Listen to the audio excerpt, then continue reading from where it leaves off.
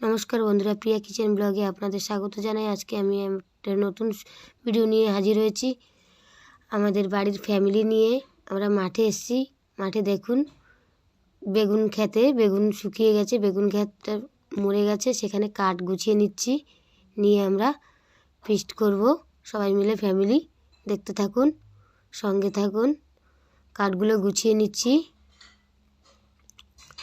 কাঠ গুছিয়ে রেখে আমরা ওই পিছনে দেখুন আমার মেয়েও কাঠ গুছাচ্ছে, দেখুন। তারপরে আমরা চুলো উনান ধরাই দিয়েছি, জল বসিয়ে দিয়েছি। জলেতে এলাচ, দারচিনি, তেজপাতা দিয়ে দিয়েছি। দিয়ে জলটা ফুটে যাচ্ছে। নুন দিয়ে দিলাম জলে।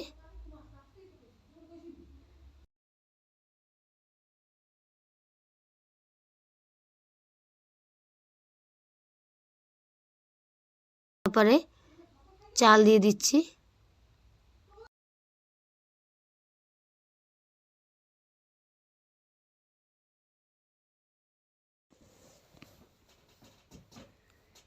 জল নিয়ে এসেছি, জলটা নামিয়ে নিচ্ছি। মাংসটা ধুয়ে নিচ্ছি। মাংসতে দই দিয়ে দিলাম ম্যারিনেট করার জন্য। নুন দিয়ে দিলাম।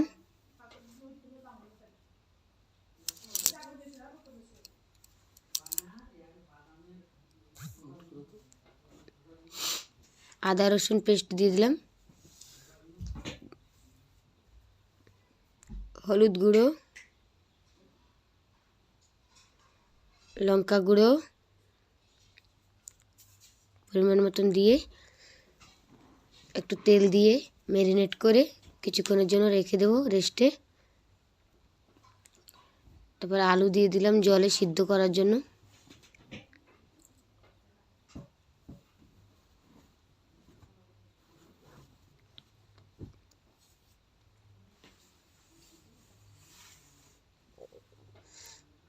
তেল দিয়ে দিলাম কড়াতে। তেল দিয়ে দারচিনি, এলাচ, লবঙ্গ দিয়ে তেজপাতা দিয়ে আমি ওটা একটু লাল হয়ে গেছে। এবার আমি পেঁয়াজ দিয়ে দেব। পেঁয়াজগুলো দিয়ে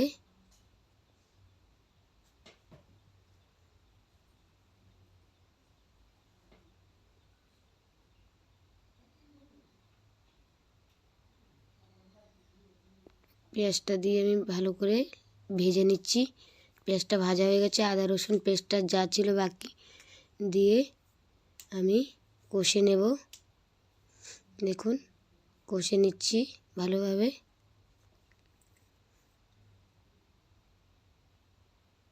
তারপরে হলুদ আর লঙ্কাকে জলে গুলিয়ে দিয়েছি, কেননা পুড়ে যাবে তার জন্য করে।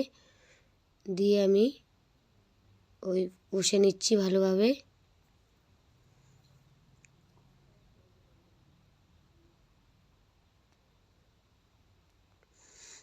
ভালোভাবে তেল ছেড়ে গেছে কষে।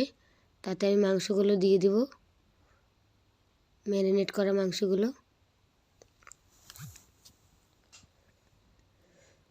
মাংসগুলো কষে নিচ্ছি। দেখুন মাংসগুলো আস্তে আস্তে জল বেরিয়ে গেছে, কষে যাচ্ছে। দেখুন কেমন লাল করে মাংস কষা হয়ে গেছে।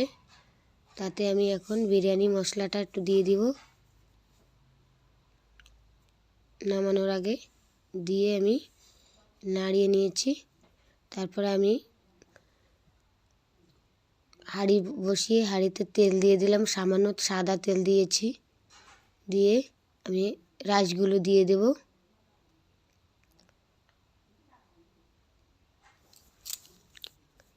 এটা আমার ননদ আমার সঙ্গে হেল্প করছে। আমরা অনেকের রান্না তো, তাই। এবার আলুগুলো সিদ্ধ করে যে ভেজে রেখেছিলাম সেগুলো দিয়ে দিচ্ছি। দিয়ে মাংস কষাগুলো দিয়ে দিচ্ছি। দিয়ে আমি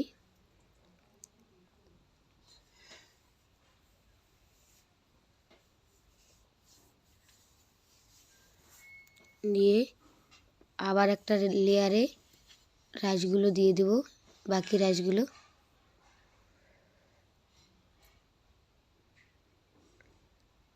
ঘরোয়া পদ্ধতিতে আমরা এরকম বাড়িতে অনেকবার বানিয়ে বানিয়ে খেয়েছি। আপনারাও ভালো লাগলে বিরিয়ানি বাড়িতে এরকম বানাবেন, খাবেন, দেখবেন খুব ভালো লাগবে। এতে কোনো রিচ কত বেশি মশলাও থাকে না আর কেমিক্যালও নাই।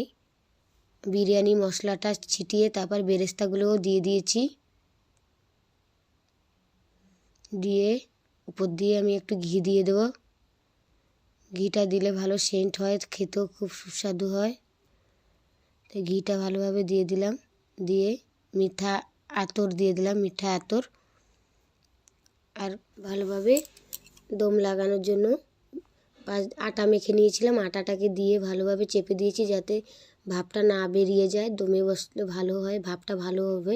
তার জন্য করে আমরা ভালোভাবে আটাটাকে মুখ মেরে দিয়েছি। ঘরোয়া পদ্ধতিতে এরকম প্ল্যানে আমরা বানাই ঘরে, আপনারাও চাইলে বানাতে পারবেন। দেখুন, আপনারা যদি এই ভিডিওটা ভালো লাগে লাইক কমেন্ট শেয়ার করবেন।